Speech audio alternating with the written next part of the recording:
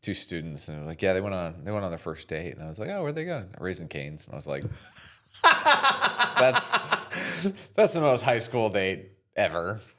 I mean, the earliest high school date I can remember, it was you went to the mall and you walked around. Yeah, maybe, and then you eventually end up at the food court.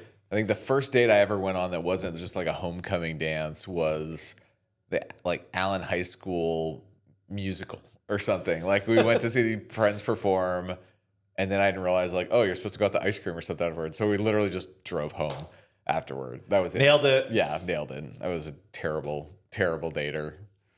I mean, really, like, were any of us good at dating? The guys who were like supposedly good at dating, like kind of the cool whatever dude or whatever, I'm sure they were just as insecure. They just projected something. Oh, absolutely. I think, yeah, they were able to garner up the confidence that some of us were just too meager or meek to figure out. But I was terrible. When it was just like I look back on high school relationships and I think I just had no, like, the idea that you were supposed to sit with each other at lunch versus sitting with the people I'd always sat with. I was like, okay, well, yes, we are dating now, but you've been sitting over there and I've been sitting over here, and like I'm supposed to change my world to accommodate you?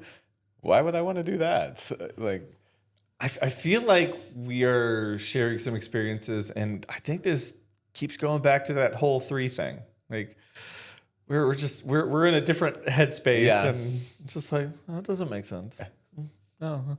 So if you're bad at dating, you're at the right place. We've got lots of advice for you. Yeah, I think I did pretty well with Lindsay in college, except for I think I went the other way, and I was like too accommodating, probably a little overbearing. Oh my gosh, probably a little bit like interface too much, and versus the. I mean, I think back to some of my high school dating experiences. Eventually, we might figure it out. Maybe one of these days. We can write a book. When we're 75, 80 years old. Sounds about right. Great dating advice. Sounds about right. Yeah. Hey, welcome to Sunday Plus or Dating Plus. I don't know, whichever it is. We've decided to change the entire tenor of the podcast. Glad you're here. Love letters.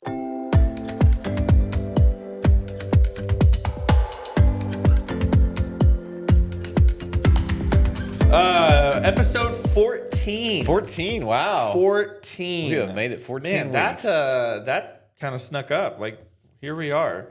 So number 7 is the number of perfection, so we're doubly perfect today. Do you have a favorite number? So 7 has always been like, it was David Beckham's number, and it was Ronaldo's number, and it was like this kind of classic soccer number. And so 7 has always been. Was that your sport growing up? I played soccer? I played everything on some level. I wasn't good at anything, but played everything. So yeah, I played soccer, played baseball, and then my eyesight got too bad for baseball, and I didn't realize I needed glasses for like 4 years. Because if I would have gotten glasses sooner, I think you still don't wear glasses. I have contacts. Oh, okay. Yeah. I think if I had gotten glasses earlier, I probably would have played baseball primarily because I was pretty good at it. See, baseball is one of the few sports I didn't attempt to play. Yeah. My best friend played it, and he was pretty good at it, and I just, I played 2 years of soccer, and I was terrible at that. It's just like, John, you're gonna play defense back there. And I'm like, got it, coach.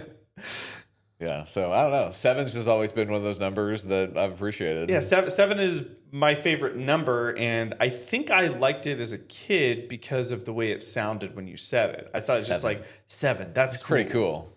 I don't know, and I just remember liking the number 7. It's been my favorite number as long as I can remember, and I don't know if I ever, beyond thinking it sounded cool to say, had like a legitimate reason why.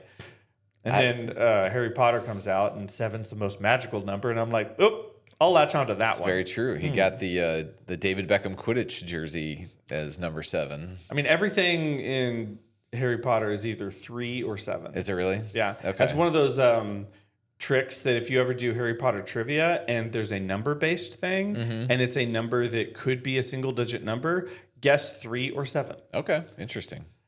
I mean, there are very specific ones, like what's Harry Potter's vault number kind of thing that you have to just know. Do you know that? I do. I do not remember that. Vault 687. Wow, I'm impressed. I've been on the ride at Universal, And they said it a bunch of times, but I can't remember that. I knew it was 600 and something, but Yeah, so and 687, and then they go to the Hogwarts one, where they at the time they were restoring the Philosopher's Stone, 713. okay. This is when you need a Harry Potter trivia partner. I Call believe me. you are probably the perfect person. I will gladly be your ace in the hole.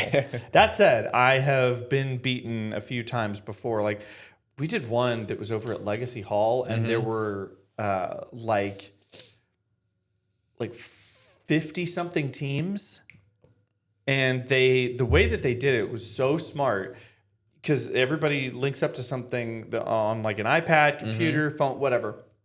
And it's based on how fast you answer the question. Yeah, so you get more points. You get more points the quicker you answer it, which also adds this crazy pressure. So you'll be more tempted to answer, Hungarian horntail. It was a Norwegian iron belly. Something like that, which did happen. And we ended up coming in like 6th, I think, or 7th or 8th. It was something like that. It was in the top 10, and I was honestly very proud of that. But like, dude, some of these teams, holy cow, these people are they got it. But if I have time to think, I can probably get most things. There's a couple of people out here who are ringers, though, that just make me look bad. Anyway, J.K. Rowling's nephew and nieces. Different fictional world. We talked about the Iliad. We did talk about the Iliad. I am a big fan of the Iliad and the Odyssey. Really? And so I'm kind of curious as to like what got you to bring that up as one of your examples. That is a really good question because admittedly, I think I typed a scripture passage on a piece of paper on like Tuesday, and then I made some notes on Thursday, and then I sat down Saturday at about 10:30 and started like formulating and praying and whatever, because it was just one of those weeks where it was slammed with different things. We had a funeral on Friday, came from a funeral on Monday, lunch with new senior pastor, ended up being 3.5 hours long, just all sorts of stuff. So I made sure I had family time, and then I got home from a fundraiser for the McKinney Library on Saturday, and I was like, I'm going to watch the Duke Houston game because that's my priority right now. Just a side note, no one's allowed to do anything until after Easter, so David can just focus on working. Cool, thanks. Yeah, no, we're good. So anyway, I sat down and I'd been like, I don't know, like I had an idea for where the sermon should go that I'd formulated a long time ago, but in looking at the last sentence of the basically your love in me and I in them, and it was that Trinitarian concept that we talked about before about, okay, well, Jesus and God are one and the same, but here Jesus is praying that we would be one and the same. And that scene from Troy popped in my mind of this general like saying, he moved like you, he talked like you, how do we not know that's he was about you? as perfect as you could get. There are quite a few things that the movie, I mean, when you say like they nailed it, they nailed it. But then there are a bajillion things they got completely it's wrong. pretty what was the King of Troy? What was his name? Agamemnon? No, King of Troy. That was Greece. It begins with a P, I think. That's what I'm thinking. Peter O'Toole is who played him in the movie. Okay. That's about as book accurate. Okay. Of all the things, they nailed the King of Troy, and like especially like when he went and like kissed the feet of Achilles and stuff, and said, "I have now kissed the feet of the man who killed my son. Let me have his body back so we can bury him properly," and all this stuff. And that's just book accurate. But it was funny because when you were talking about Achilles getting upset and pouting in his tent, that's very much the case. I would imagine. But that's what they don't talk about, and the movie does not talk about it. It's because Agamemnon beat him in a duel. Oh, really? They fought, and Agamemnon won. Okay. I have not ever... Like, the movie paints it as Achilles, no one can beat Achilles or whatever, and he's invulnerable except for his stupid heel and all this stuff, because that's how Americans like to think about things. But, dude, the way Homer wrote it and stuff, it is... That makes it way more just drama filled or like so that complex. like Achilles is mad about stuff, and then they get in a fight, and Agamemnon beats him, and so Achilles is real upset, and he goes and quite literally just pouts in his tent. Interesting. So yeah, I read portions of the Iliad in school. I remember the movie very vividly, and the movie was what came out, or was what came to my mind. And I thought, I need to provide some legitimacy by actually referencing the book that this came from, so I don't just be like, hey, do you remember that movie Troy that nobody liked? Like, I remember it. So really referencing the Iliad was like, all right, well, here's this great example of people who are so intermeshed that you can't tell who they are, but I got to get there in a way that makes me sound smarter. So let me reference the Iliad here. I mean, it's a great comparison, because that was one of the other things that the movie nailed from the book was Patroclus being just completely identical to Achilles, and you couldn't tell the difference when he was out there fighting. But yeah, the one other thing I want to bring up, because I think it's one of the funniest things, and it wouldn't have matched the tone of the movie so much, but they should have done it. The whole thing that started it was Paris, who was played by Orlando Bloom, was kind of an idiot in the book. And so he was asked to judge a beauty contest of the gods. And of course, he picks Athena. Or no, not Athena. Helen, Troy, right? No. Oh. Well, no, it's who's the goddess of beauty? That's Aphrodite. Yeah. So he picks her. And because he's told, if whoever your prize for judging this beauty contest is that you will get the most beautiful woman, and so he's thinking, oh well, whoever I pick is the most beautiful woman, so Aphrodite. And then she's like, cool, your woman is in Greece. Her name is Helen. And he goes, I just made you, and she's like, I'm a goddess, not a woman, so you go get her. Okay. And so, because he's stupid, like the book's like he's a moron, and so he goes and picks her up and snatches her away, which is what starts it all. So the whole thing is kind of centered around the fact that Paris is an idiot, and even back then they didn't like the French. They didn't. Come on, we should I know a lot of French people who are awesome. But the fact that he was like, he's judging a beauty contest with the goddesses. And this is how a major war starts. Yeah, and then it starts this major war. And he's just such a moron.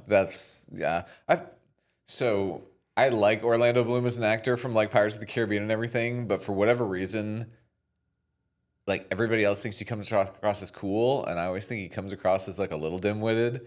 So maybe it was typecasting. I don't know. I think he's cool at his peak in Lord of the Rings. Well, Legolas is one of the most legit barely characters. a mentioned character in the books. They talk about him, but he has almost no dialogue in the books. And in the movie, he kind of steals the show. He's amazing in the movie. He's so cool. Yeah. The scene where he, is taking out the Warg Riders, and then he just grabs the horse and then flings up. Yeah. That's one of the coolest cinematic things to ever see. Going down the stairs on the shield while simultaneously shooting orcs with a bow and arrow. Yeah, I mean, they make that guy just like a Marvel character. Oh my gosh, you aren't kidding. I've actually heard that they based a lot of the motion of Hawkeye off watching how they did it with Legolas. That makes, Jeremy Renner pulls it off then pretty well. Yeah, and because I know I've heard somewhere in some interview where they made correlation between those two specifically. Okay. But anyway, rabbit trail. So the big thing I wanted to talk about, and I wrote a few things about this, but it's predominantly about rabbis. Okay, yeah. And I want to get into this because I think the whole concept of rabbis is so interesting. And mostly because we don't see anything quite like it in modern society. But I want to start off with, because you and I have talked about this off camera before, but the idea of rabbis arguing with each other. Yeah. And that is one of the funniest things, because it's just well, he's not here, but I'm still going to write nope, he's wrong. That kind of thing. It's funny, as every interfaith panel or every interfaith dinner I've ever been, and you sit down with whether it's a Jewish rabbi or whether it's just a really involved Jewish layperson, and they think it is absolutely insane that we have all these interdenominational Christian fights. It's like, why can't you just argue like we do? And it is a complete understanding that that's just part of the culture. Is you get together, you argue, you debate, then you go eat afterward, and it's totally fine. It is just a fascinating thing. So the Mishnah or the Talmud and these collections of wisdom, and I love that wisdom is not like, all right, hey, this is the 100% verifiable truth. Wisdom is, I guess we talked about this in like a Proverbs series, right? Wisdom is not having all the facts. Wisdom is understanding the reality. Say that again. So wisdom is not knowing all the facts, but wisdom is understanding the reality. Understanding the reality. Or even pointing to a higher reality. There's a great, we're watching Suits. Good show. The old Suits, not the reboot. And Dule Hill is in this fight with, I call her Izzy, she plays Izzy Stevens in Grey's Anatomy. I can't remember what her name is now, but Katherine Heigl. And so there was this argument about like parenting, because she had been like the cool person for a little bit. And he's like, parents don't tell the kids how the world is. The parents tell the kids what the world should be like. And I think some of wisdom is understanding the reality of the situation and what it should be the reality of the situation, and helping people who are stuck in the facts to transcend that a little bit. And the Mishnah and the Talmud are very much, you've got Rabbi Hillel or, all these other famous rabbis who are making commentary on, all right, this is kind of if the Torah is the way that it should be, this is how that plays. This is how we take what should be and play into what is to try and make the transformation. It's so interesting to look at it that way, because I think we are so fascinated culturally. I'm not going to speak for other countries or anything, but we're fascinated culturally with getting something right. Mm-hmm. We have enough information to say this is right, and yet we debate about such unimportant things like who's the GOAT in basketball. Is it Jordan or LeBron? And we have all the statistics in the world, and yet we still can't agree on these things. And so this gets away from that, where it's like, no, the details don't matter as much as the understanding of the big picture. And I kind of like that. But I think they would say that there is understanding to be had within the debate. That's fair. I mean, so we're not... There's a humility of, and there were certainly, like, there were different houses of rabbis, and there were people in Jesus's day that there were like factions that didn't like each other. There's a great scene in the movie Life of Brian, Monty Python Life of Brian. And it's like, we're not the Judean People's Front, we're the People's Front of Judea, and how they hated each other. But I think they understood that by sometimes even fiercely debating each other, that they could gain something from their opponent, as opposed to their opponent just being terrible and wrong all the time. That is something that I have felt very strongly about for a very long time. Mm-hmm. Now, opponent necessarily, it says that it just immediately takes me to a sports analogy again. But I definitely get the idea that if they're your opponent, then they are worthy of being an opponent, which means they have something to offer, in the sense that you're not sure that they're not better than you at the thing that you're claiming to be good at. So of course you would have something to learn from them. Yeah, that's the smart way of looking at it. The moment I think about is when John McCain was doing a CNN town hall, and somebody came up and was talking about Barack Obama being a Muslim and just wanting to impose Sharia law, and he immediately shut her down and said, no, he is a good, kind, decent man. We just disagree on this policy thing. I've seen that clip, and it's a very famous clip. It's really that powerful. Has gotten thrown around because people want, especially in politics, for this to be a right versus left, red versus blue, Democrat versus Republican. And one is inherently wrong, inherently evil, as opposed to just a different understanding of the role of government or something. Well, we can disagree about, some like small issues, but, and I don't want to get into politics, but it shows that there is intelligence and wisdom on both ends of the spectrum, and to try and say one is right, the other's wrong is just a very silly approach. Right. Well, I think what's cool too is from the perspective of how did we get here? So even from, so like from the Christians' standpoint, there's several denominations. They'll take the Bible and they'll say, oh, well, this was brought from point A to point Z. We're at point Z. This is how it's always been.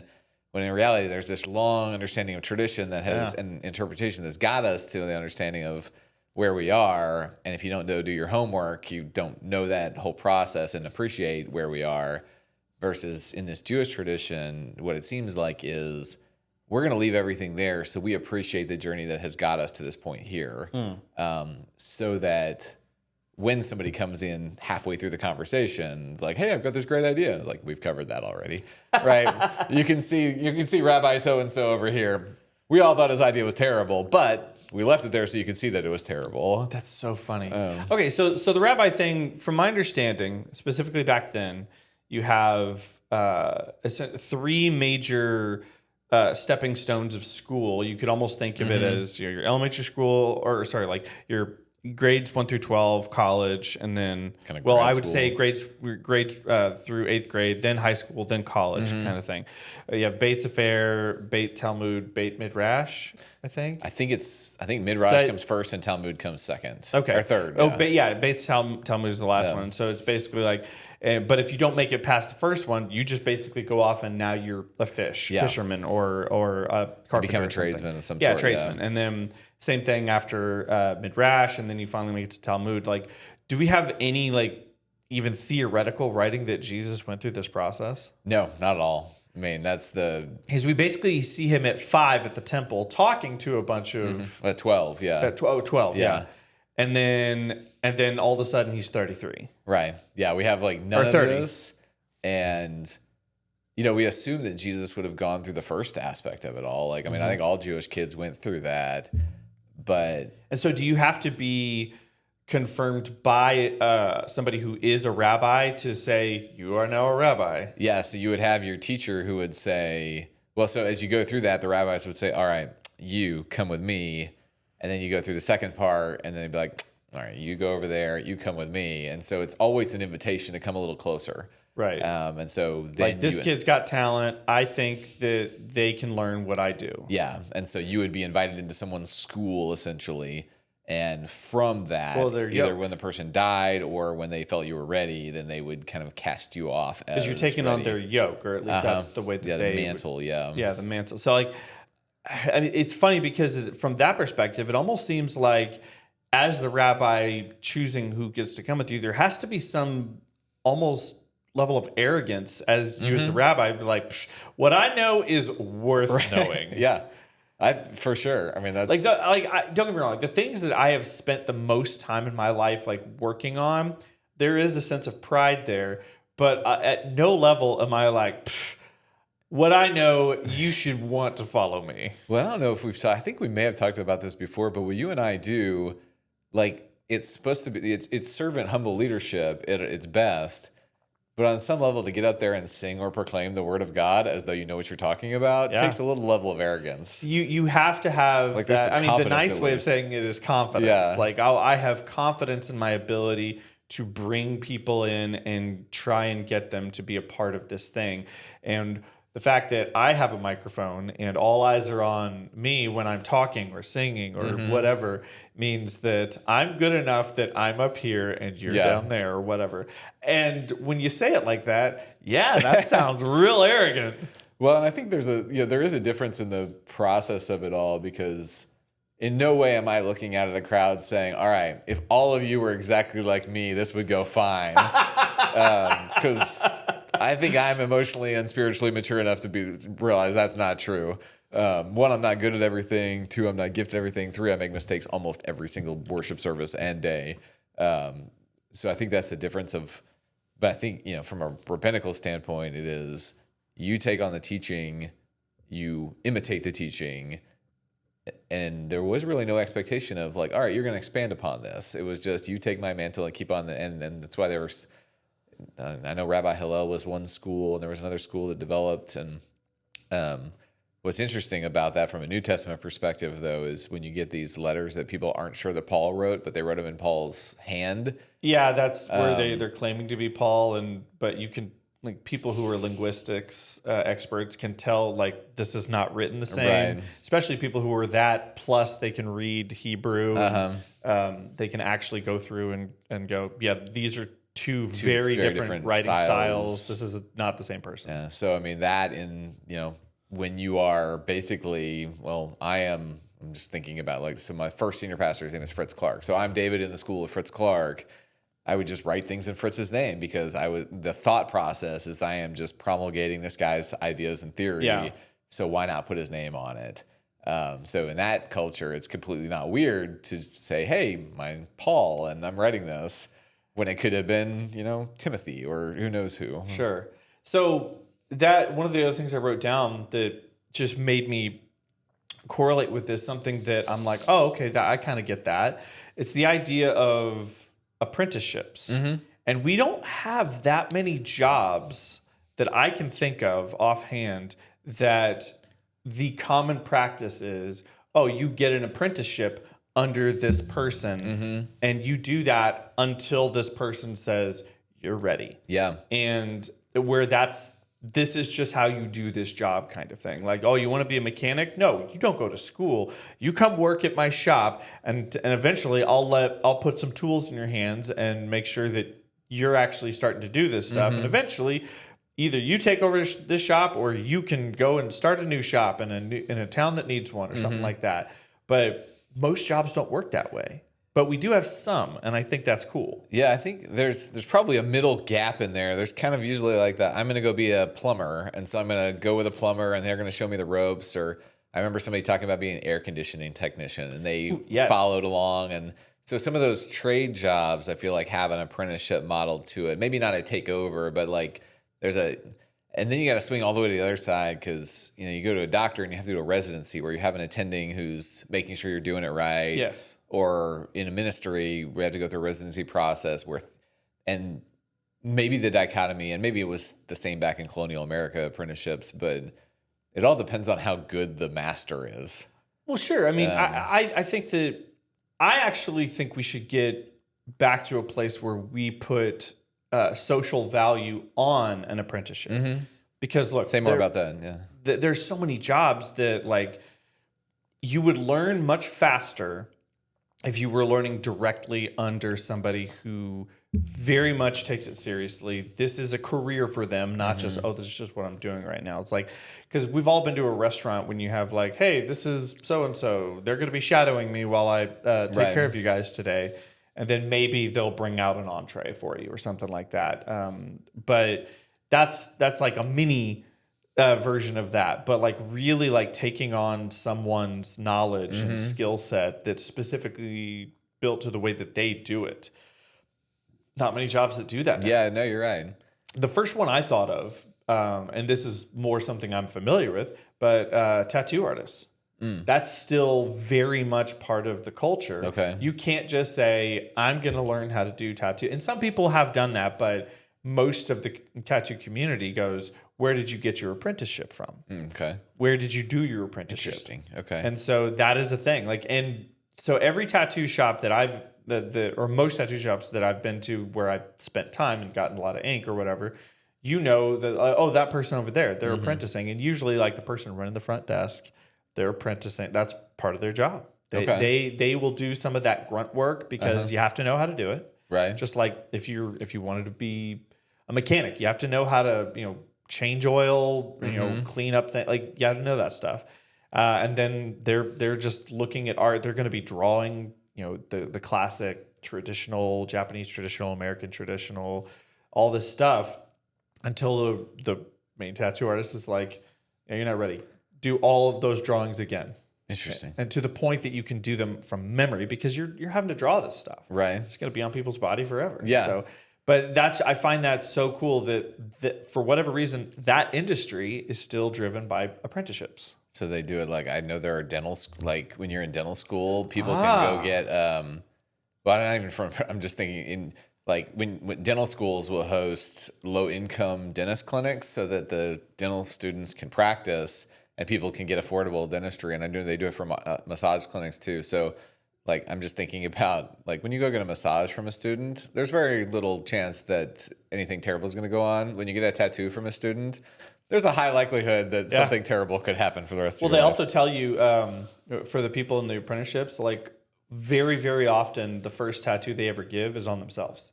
Oh, okay. So there's some consequence involved in that. It's like, because and that's a really smart thing. It's like, well, because there you can purchase like, these silicone things that where the silicone skin, it's a body part or whatever. And the silicone skin reacts very similar to a human skin. But the first actual live person that they often tattoo is themselves. And so, yeah, that's like oh my gosh, the pressure is on. And I think that's smart. So it brings up the concept. I remember when I first got here, in other traditions, there's the concept of quote unquote discipling people. Yeah. And, we don't have that necessarily. We have volunteers that work with youth ministry programs. We have children's Sunday school volunteers. We have adult ministry small group leaders, and there's discipleship going on that's healthy, but it's not the same concept that some of my friends in other churches like non-denoms of there is a more seasoned member who takes on a group of 3 or 4 younger, mostly people or inexperienced to the faith people, and literally walks them through a book over coffee on Saturday, multiple Saturdays in a row. And so it is like a spiritual apprenticeship model as opposed to just you can come to our small group and see how it works. I would love to see more often that an older man who has made it, succeeded in life, intentionally takes a young man under his wing and says, I'm going to coach you. Like just from a personal perspective, not so much like, oh, we did the same occupation, but no, I'm going to oversee just your approach to life. How are you making your decisions? Well, what is that based on? Oh, you're going through a conflict, either in a relationship or at your work or just whatever. And then let me guide you through this. Like, I would love to see more of that. There's obviously always going to be that disconnect because the young mind is often very arrogant and I don't need your help, I got this. And then the older mind is often a little too content with not doing anything. Yeah, I've done my time. I served. I did my thing. I'm good. And so you have both sides of the spectrum, both saying, like just being very passive about it, but trying to create more of a culture that says, no, you should seek out this older person. No, you should have eyes and say like, you know what? This kid keeps getting in trouble, but I see a lot of myself in this kid, and I think I can get him to not make some of the same mistakes that I did. Just get past that and get right to the part where he's succeeding. Like if we could see more of that, that would be. It is a beautiful thing, when it happens. And I've seen it, but it feels rare. It feels rare. I think I see it happening when you're able to get more intergenerational groups together, and then it organically flows out of. All right, I'm in a men's group and I see Chuck Mundy and I feel very drawn to Chuck. And I think what you're saying is both ways. I think it's harder. It seems very difficult for us to ask for help. Yeah. And so for a young person to have the wherewithal about themselves to say, all right, I'm 25. I have no idea what I'm doing in life. And I don't know, I think we're told so often, like we tell people to ask for help in the church all the time, but I can't think of many times outside of church where I was told, you know what, you should go ask for help from as many people as possible because then you just become a dependent.